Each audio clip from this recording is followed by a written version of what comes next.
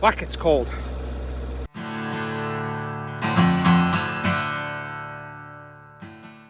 On another episode of whatever it is that I do you want to call. You know you're having a bad day when that chunk right there all came from just right in here. Yeah, all of that. Son of a bitch. You know what else puts the cherry on the top of the cake? This is that plow that I picked up and mounted on that 1948 8N Ford. This is the mount. Oh yeah. Gotta love that. All the way through and around to the other side. Oh yes. Lovely. Just lovely. Okay, so the only way that I can figure out how to do this will be to remove that lower tab we just seen so that I can get to the back side of that other piece. Here it is. I've cut it off and I'm in the process of grinding those welds. You can see here that the crack followed that weld seam all the way along to the outside edge. It's pretty well cracked all the way through. Basically, if I was a smart man, I would replace both pieces of steel with some plate. But unfortunately, the supply is getting a little low. Anywho, yeah, so I don't have another piece of steel. I don't have any plate. It's too damn cold. I'm not driving an hour to go get something when I can just notch this puppy out. I'll run a nice heavy hot bead in there. I'll flip it over. I'll do the same thing on this side. Come on, focus. I'll do the same thing on this side. You can kind of see it there. Not really. Let's see if I can get in. Oh yeah, there it is. So I'll do the same thing on that side. This was that lower tab that was in the way that we saw earlier. I'll straighten that up. I'll heat it up and straighten it out. Clean up all the edges. I'll clean up all this. And then when I'm finished with this piece, we'll weld it back on in line with this. I may be able to find something anyways. I might be able to find something that maybe I can use to truss in between the two, because I know that's a lot of space. I don't need that much space for the pivot to do its thing. So maybe I'll put a piece in there and sandwich it and then weld it on either side to both top and bottom to give it some extra support. I'll move the lift up, the lifting lug that I had there. That was obviously part of the problem. So I'll move that further back onto this angle iron frame. I'll put it in somewhere in here so that it's not pulling on this entire tab. Unfortunately, you don't get to watch me work, though I don't think any of you are crying over that, because it's too damn cold. So you're gonna go back in my pocket where it's nice and warm. There we go. You're back out of my pocket. I think I'm finished. Doesn't look any better or worse than what the boys at Meyer did, so we'll flip you around. So, as I said I would do, I straightened out that bottom piece. Come on, focus. Put it back on, cleaned everything up. Remember that crack? Nice big double stitch in there.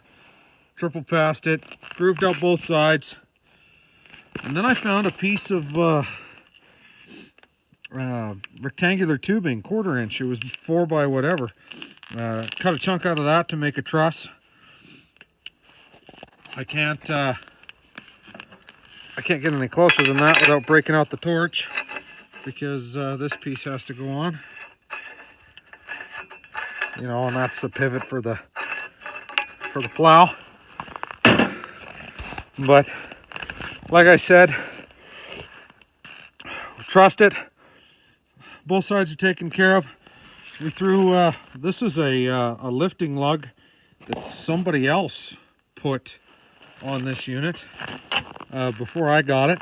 So they had it up here, and that's probably what contributed to the crack. So I mean, we chopped that off and we put it back here where it'll be supported by the full meal deal there. So I'm not looking for pretty there, I'm looking for strength. It's all going to be underneath that part over there anyways. So yeah, there's no shop, there's no shelter. If you follow Instagram and the couple odd videos we have on YouTube, you'll see that everything is done outside.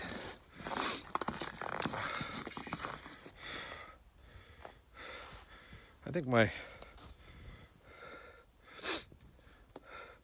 my bracket's crooked on the front of the tractor, and I don't know if that's because I bent it or maybe I put it on there crooked. Get a better look. Is it just because the axle's not square to the hood, or is the hood dented and not square to the... Either way, you can see she's kilter to the left a little bit. Well, whatever. What we gotta do? I would put you on a stand and do some sort of fancy high-speed montage, and I'd run around. You guys would watch me really quickly throw the snowplow back on. Yada, yada, yada. Millennial farmer bullshit. It's too cold to do that. You guys will last about 5 minutes outside before the phone would die. Or the camera, whatever you want to use. It's like it was minus 36 this morning when I got up with the wind. And I think it's warmed up to like 28, 24, something like that. It doesn't matter how you measure temperature. If you're measuring temperature with Celsius or Fahrenheit, maybe you're queer and you use Kelvin. Either way, it's cold. Fucking cold, as the boys would say. So I'm gonna go in, grab something to drink, warm up my fingers, and then we'll put this whore back on the front of this tractor. So, back in the pocket. There we go. It's on. Went on pretty smooth. Pretty slick. Just the one bolt down in there. And she was pretty rusted when I took her off. So, new bolt off the shelf.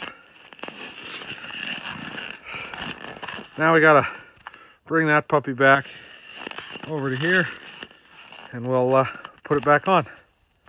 There we go. It's on. Rams are hooked up. New cables installed. I killed the old one.